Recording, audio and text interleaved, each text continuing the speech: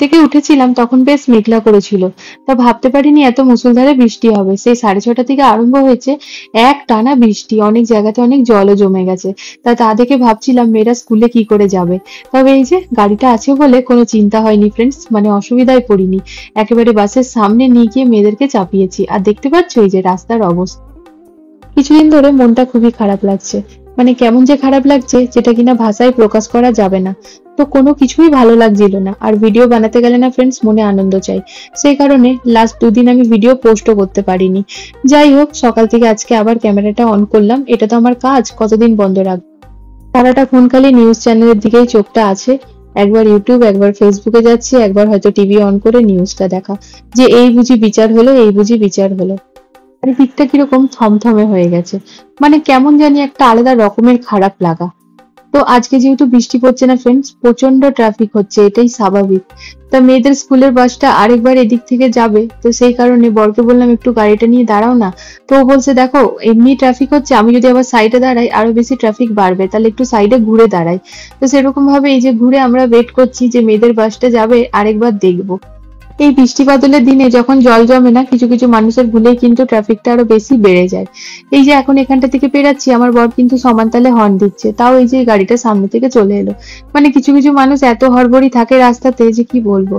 তা আমরা চলে এসেছি, আমরা বেসমেন্ট 1-এ গাড়িটা পার্ক করলাম, কারণ গাড়িটা যে পৌঁছে সেই ভাইয়াটাও চলে এসেছিল, তাকে 10 মিনিট ওয়েট করিয়েছিলাম, মেয়েদের বাসটা চলে যেত তাই। তো দেখো এখানে পতাকাটা কি সুন্দর লাগছে না, হাওয়ায় উড়ছে, তাই জন্য একটু ভিডিওটা বানালাম। তা ওদিকে চা হয়ে গিয়েছে, এবার ঝটপট চাটা ছেঁকে নেবো আর বসবো চাটা খেতে। ভিডিওটাতে ভয়েস ওভার পরের দিন দিচ্ছি ফ্রেন্ডস। এই যে চাটা আমরা ছেঁকে নিয়ে গেলাম না, এই চাটা কিন্তু তখন আমরা খেতে পারিনি, এরপরে আরো দুবার গরম হয়েছে।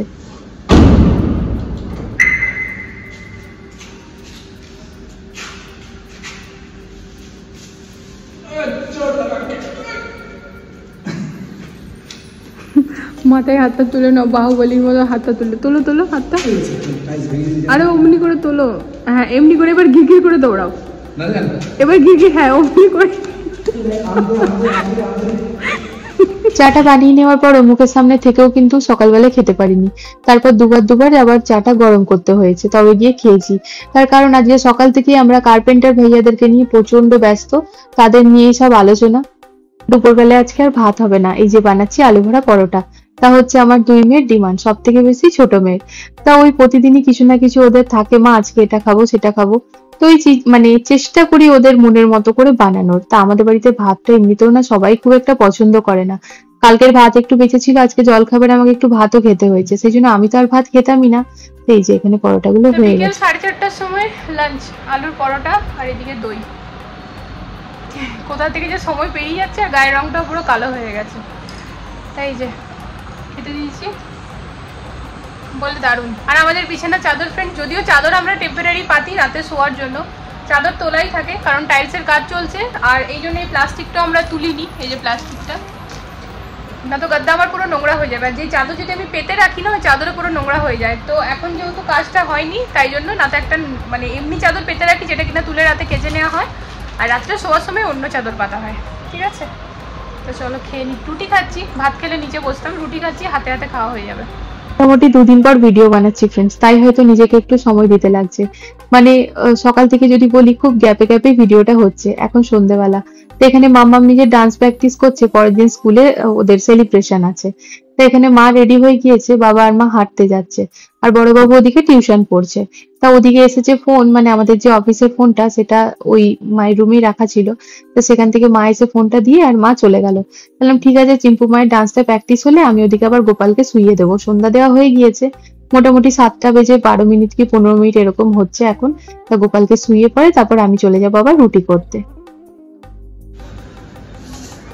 এই যে লাস্ট 4 দিন হয়ে গেল, আমার বর এমনি দাঁড়িয়ে আছে। সিমেন্ট লেগে যাবে না মুখে, সে আমি দাঁড়িয়ে আছি। তোমার দাড়ি রাখার কথা বলেনি, বলছি তুমি লাস্ট 4 দিন ধরে এমনি দাঁড়িয়ে আছো। জবের থেকে টাইলসটা বসছে তবে থেকেও এমনি দাঁড়িয়ে আছে, সিমেট্রি মিললে যেন। ও একটুখানির জন্য বাজারে গিয়েছিল, সিমেট্রি চেঞ্জ হয়ে গেছিল, দিয়ে আবার খুলিয়ে আবার লাগানো করালো। তা আমাদের ওয়াশরুমের টাইলস লাগানো অলমোস্ট কমপ্লিট ফ্রেন্ডস, ব্যাস একটা আছে যেটা একটু ভাঙা ছিল, সেটা ভেঙে নিয়ে আবার লাগানো হলো। इसके ऊपर कुछ धोती वगैरह दोगे पोछने के लिए? धोती तो है ना।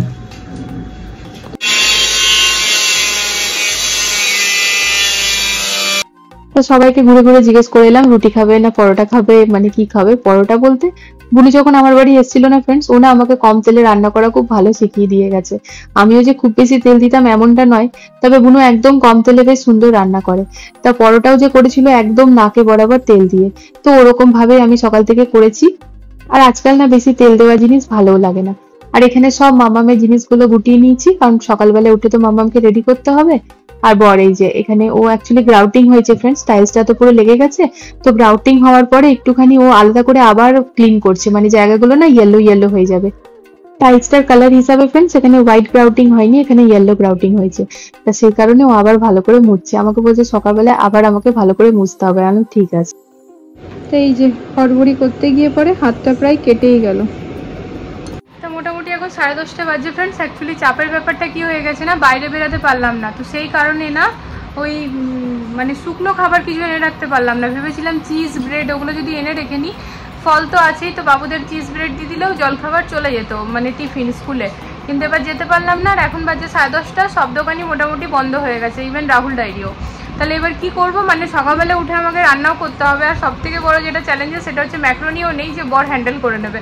ও বানাতে পারে ম্যাক্রোনি, তা বাদে ওরকমভাবে কিছু পারবে না আমার মতো করে। সময় হাতে থাকলে পারবে, কিন্তু সকালে তো শর্ট টাইমে বানাতে হয়। তারপর মাম্মামকেও রেডি করতে হবে, আর ওই দিকটাও দেখতে হবে, মানে আমার উপর এক্সট্রা চাপ পড়লো আর কি। দেন কি করব, আমাদের ওয়াশরুমটা আজ কমপ্লিট হয়ে গেল ফ্রেন্ডস, মানে টাইলসের যে কাজ চলছিল, তো ছেড়েও তো যাওয়া যায় না, ও দাঁড়িয়ে দাঁড়িয়ে দেখতে থাকে।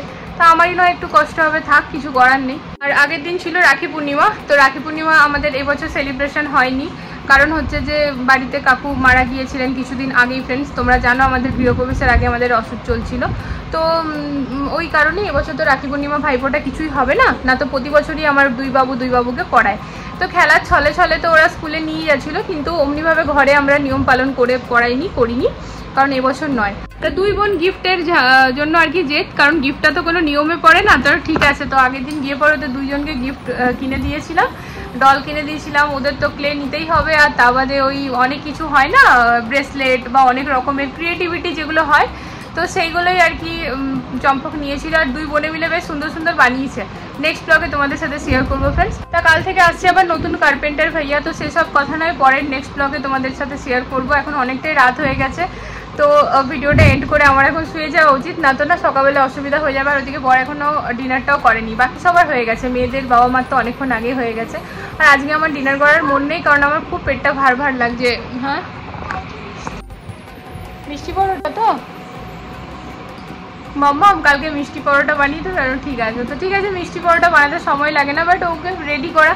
তা মেয়ে আমার খুবই ওই সব ব্যাপারে খুবই মানে আর কি সাপোর্টিভ, সব ব্যাপারেই খুবই ভালো আমার দুই মেয়ে। তা ওরা নিজেই সকালে উঠে যাবে, অ্যাটলিস্ট কালকে তো উঠাবার কোনো ঝামেলা থাকবে না। তা ঠিক আছে, দেখা যাক, ম্যানেজ হয়ে যাবে। তো চলো ফ্রেন্ডস, আজকের ব্লগটা এতটাই রাখছি। দেখা হচ্ছে ফ্রেন্ডস খুব জলদি নতুন একটা ব্লগের সাথে কালকে আবারও। তো আজকের ব্লগটা এতটাই রাখছি। আজকের ব্লগে যদি কিছু ভালো লেগে থাকে প্লিজ চ্যানেলটাকে সাপোর্ট করো। তা চলো আজকের জন্য good night, love you, tata.